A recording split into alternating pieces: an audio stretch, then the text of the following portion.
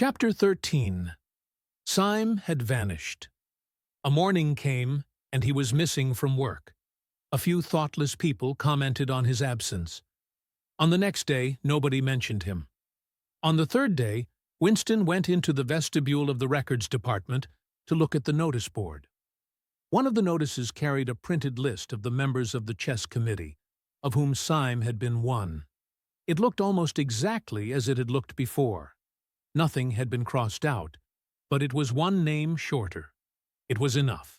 Syme had ceased to exist. He had never existed. The weather was baking hot. In the labyrinthine ministry, the windowless, air-conditioned rooms kept their normal temperature, but outside the pavements scorched one's feet, and the stench of the tubes at the rush hours was a roar. The preparations for Hate Week were in full swing, and the staffs of all the ministries were working overtime. Processions, meetings, military parades, lectures, waxworks, displays, film shows, telescreen programs all had to be organized.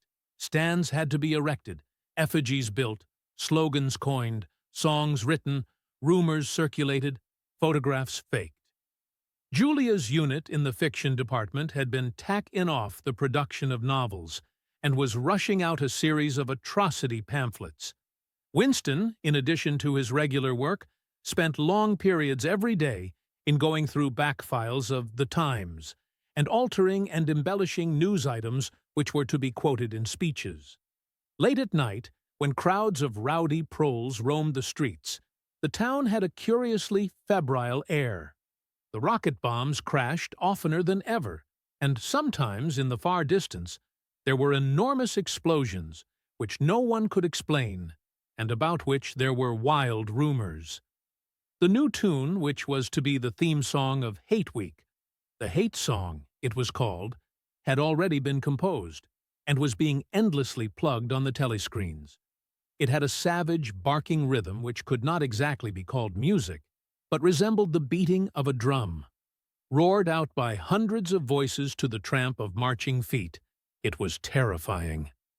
The proles had taken a fancy to it, and in the midnight streets it competed with the still popular It Was Only a Hopeless Fancy. The parson's children played it at all hours of the night and day, unbearably, on a comb and a piece of toilet paper. Winston's evenings were fuller than ever. Squads of volunteers, organized by parsons, were preparing the street for Hate Week, stitching banners, painting posters, erecting flagstaffs on the roofs, and perilously slinging wires across the street for the reception of streamers. Parsons boasted that Victory Mansions alone would display 400 meters of bunting. He was in his native element, and as happy as a lark. The heat and the manual work had even given him a pretext for reverting to shorts and an open shirt in the evenings. He was everywhere at once, pushing, pulling, sawing, hammering, improvising, jollying everyone along with comradely exhortations, and giving out from every fold of his body what seemed an inexhaustible supply of acrid-smelling sweat. A new poster had suddenly appeared all over London. It had no caption, and represented simply the monstrous figure of a Eurasian soldier, 3 or 4 meters high, striding forward with expressionless Mongolian face and enormous boots, a submachine gun pointed from his hip. From whatever angle you looked at the poster, the muzzle of the gun, magnified by the foreshortening, seemed to be pointed straight at you. The thing had been plastered on every blank space on every wall, even outnumbering the portraits of Big Brother. The proles, normally apathetic about the war, were being lashed into one of their periodical frenzies of patriotism. As though to harmonize with the general mood, the rocket bombs had been killing larger numbers of people than usual. One fell on a crowded film theater in Stepney, burying several hundred victims among the ruins. The whole population of the neighborhood turned out for a long, trailing funeral, which went on for hours and was in effect an indignation meeting. Another bomb fell on a piece of waste ground, which was used as a playground, and several dozen children were blown to pieces. There were further angry demonstrations. Goldstein was burned in effigy. Hundreds of copies of the poster of the Eurasian soldier were torn down and added to the flames, and a number of shops were looted in the turmoil. Then a rumor flew round that spies were directing the rocket bombs by means of wireless waves, and an old couple who were suspected of being of foreign extraction had their house set on fire and perished of suffocation. In the room over Mr. Charrington's shop, when they could get there, Julia and Winston lay side by side on a stripped bed under the open window, naked for the sake of coolness.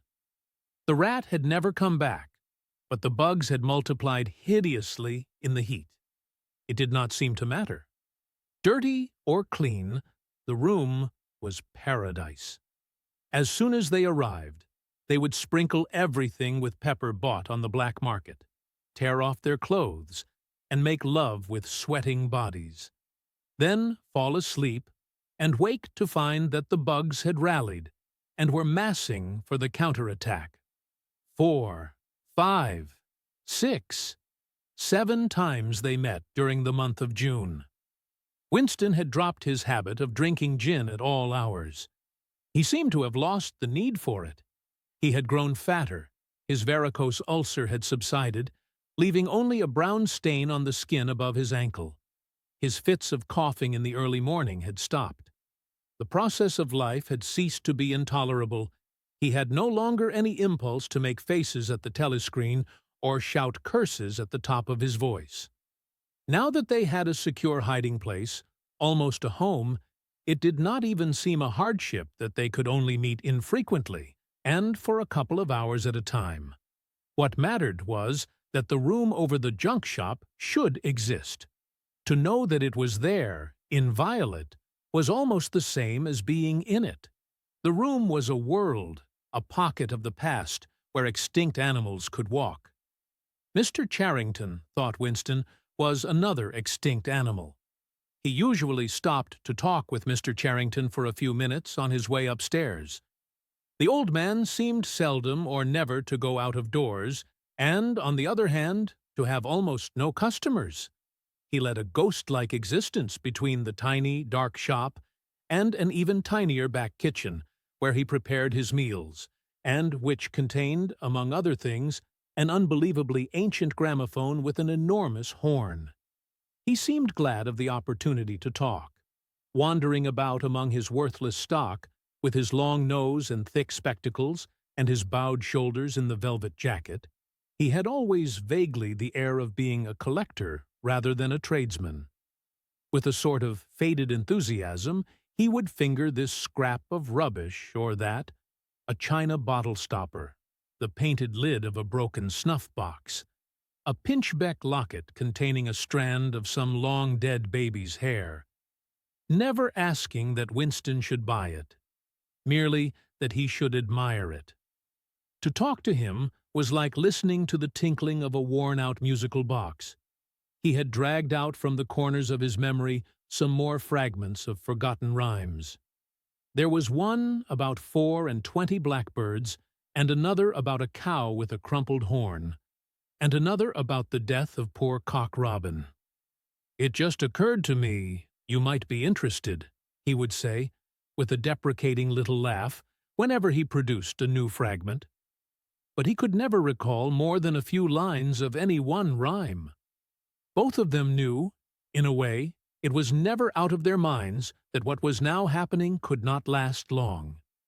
There were times when the fact of impending death seemed as palpable as the bed they lay on, and they would cling together with a sort of despairing sensuality, like a damned soul grasping at his last morsel of pleasure when the clock is within 5 minutes of striking. But there were also times when they had the illusion, not only of safety, but of permanence. So long as they were actually in this room, they both felt no harm could come to them. Getting there was difficult and dangerous, but the room itself was sanctuary. It was as when Winston had gazed into the heart of the paperweight, with the feeling that it would be possible to get inside that glassy world, and that once inside it, time could be arrested. Often they gave themselves up to daydreams of escape. Their luck would hold indefinitely, and they would carry on their intrigue, just like this, for the remainder of their natural lives. Or Catherine would die, and by subtle maneuverings Winston and Julia would succeed in getting married. Or they would commit suicide together. Or they would disappear, alter themselves out of recognition, learn to speak with proletarian accents, get jobs in a factory, and live out their lives undetected in a back street. It was all nonsense, as they both knew. In reality, there was no escape. Even the one plan that was practicable, suicide, they had no intention of carrying out. To hang on from day to day, and from week to week, spinning out a present that had no future, seemed an unconquerable instinct, just as one's lungs will always draw the next breath, so long as there is air available. Sometimes, too, they talked of engaging in active rebellion against the party, but with no notion of how to take the first step. Even if the fabulous brotherhood was a reality, there still remained the difficulty of finding one's way into it. He told her of the strange intimacy that existed, or seemed to exist, between himself and O'Brien, and of the impulse he sometimes felt, simply to walk into O'Brien's presence, announce that he was the enemy of the party, and demand his help. Curiously enough, this did not strike her as an impossibly rash thing to do.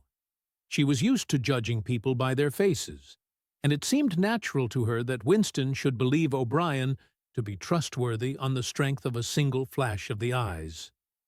Moreover, she took it for granted that everyone, or nearly everyone, secretly hated the party, and would break the rules if he thought it safe to do so. But she refused to believe that widespread, organized opposition existed or could exist. The tales about Goldstein and his underground army, she said, were simply a lot of rubbish which the party had invented for its own purposes and which you had to pretend to believe in. Times beyond number, at party rallies and spontaneous demonstrations, she had shouted at the top of her voice for the execution of people whose names she had never heard, and in whose supposed crimes she had not the faintest belief. When public trials were happening, she had taken her place in the detachments from the Youth League who surrounded the courts from morning to night, chanting at intervals, "Death to the traitors." During the 2 minutes' hate, she always excelled all others in shouting insults at Goldstein. Yet she had only the dimmest idea of who Goldstein was and what doctrines he was supposed to represent. She had grown up since the Revolution and was too young to remember the ideological battles of the 50s and 60s. Such a thing as an independent political movement was outside her imagination. And in any case, the party was invincible. It would always exist, and it would always be the same. You could only rebel against it by secret disobedience or, at most, by isolated acts of violence such as killing somebody or blowing something up. In some ways, she was far more acute than Winston, and far less susceptible to party propaganda. Once, when he happened in some connection to mention the war against Eurasia, she startled him by saying casually that in her opinion the war was not happening. The rocket bombs which fell daily on London were probably fired by the government of Oceania itself, just to keep people frightened. This was an idea that had literally never occurred to him. She also stirred a sort of envy in him by telling him that during the 2 minutes' hate, her great difficulty was to avoid bursting out laughing. But she only questioned the teachings of the party when they in some way touched upon her own life. Often she was ready to accept the official mythology, simply because the difference between truth and falsehood did not seem important to her.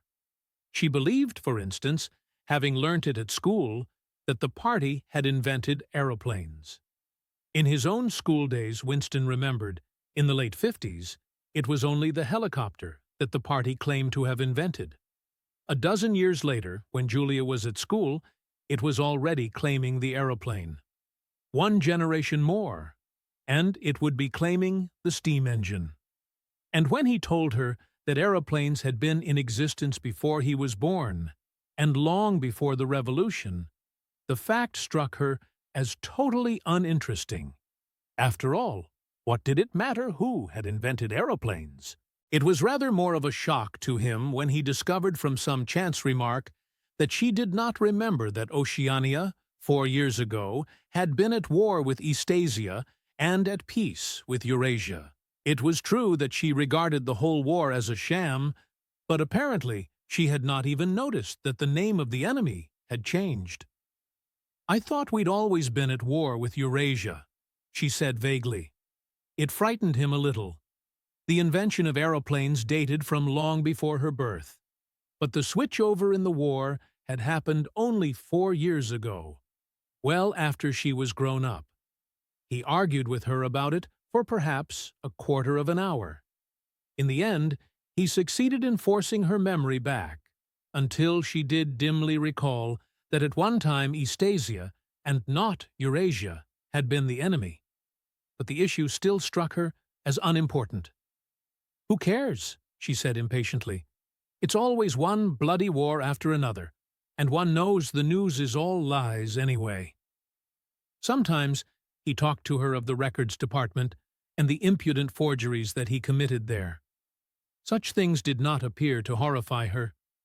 She did not feel the abyss opening beneath her feet at the thought of lies become truths. He told her the story of Jones, Aronson, and Rutherford, and the momentous slip of paper which he had once held between his fingers. It did not make much impression on her. At first, indeed, she failed to grasp the point of the story. "Were they friends of yours?" she said. "No, I never knew them. They were inner party members. Besides, they were far older men than I was. They belonged to the old days, before the Revolution. I barely knew them by sight." "Then what was there to worry about? People are being killed off all the time, aren't they?" He tried to make her understand.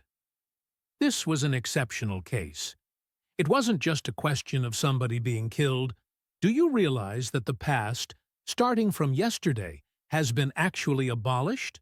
If it survives anywhere, it's in a few solid objects with no words attached to them, like that lump of glass there. Already we know almost literally nothing about the Revolution and the years before the Revolution. Every record has been destroyed or falsified. Every book has been rewritten. Every picture has been repainted. Every statue and street and building has been renamed. Every date has been altered. And that process is continuing day by day and minute by minute. History has stopped. Nothing exists except an endless present in which the party is always right. I know, of course, that the past is falsified, but it would never be possible for me to prove it, even when I did the falsification myself. After the thing is done, no evidence ever remains. The only evidence is inside my own mind, and I don't know with any certainty that any other human being shares my memories. Just in that one instance, in my whole life, I did possess actual concrete evidence after the event. Years after it. And what good was that? It was no good, because I threw it away a few minutes later. But if the same thing happened today, I should keep it. "Well, I wouldn't," said Julia. "I'm quite ready to take risks, but only for something worthwhile, not for bits of old newspaper. What could you have done with it, even if you had kept it?" "Not much, perhaps, but it was evidence. It might have planted a few doubts here and there, supposing that I'd dared to show it to anybody. I don't imagine that we can alter anything in our own lifetime, but one can imagine little knots of resistance springing up here and there, small groups of people banding themselves together, and gradually growing, and even leaving a few records behind, so that the next generations can carry on where we leave off." "I'm not interested in the next generation, dear. I'm interested in U.S. You're only a rebel from the waist downwards, he told her. She thought this brilliantly witty and flung her arms round him in delight. In the ramifications of party doctrine, she had not the faintest interest.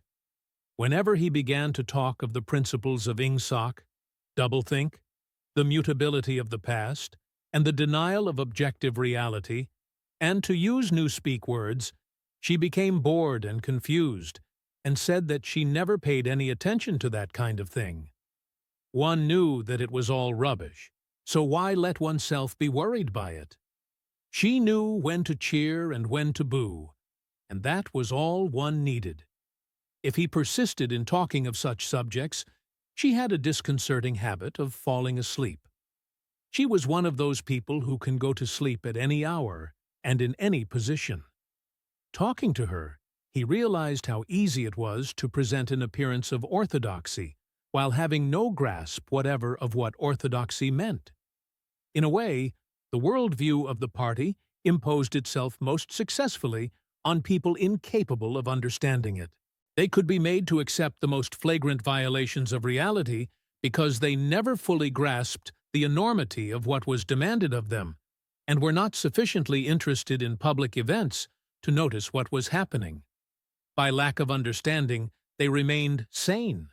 They simply swallowed everything, and what they swallowed did them no harm, because it left no residue behind, just as a grain of corn will pass undigested through the body of a bird.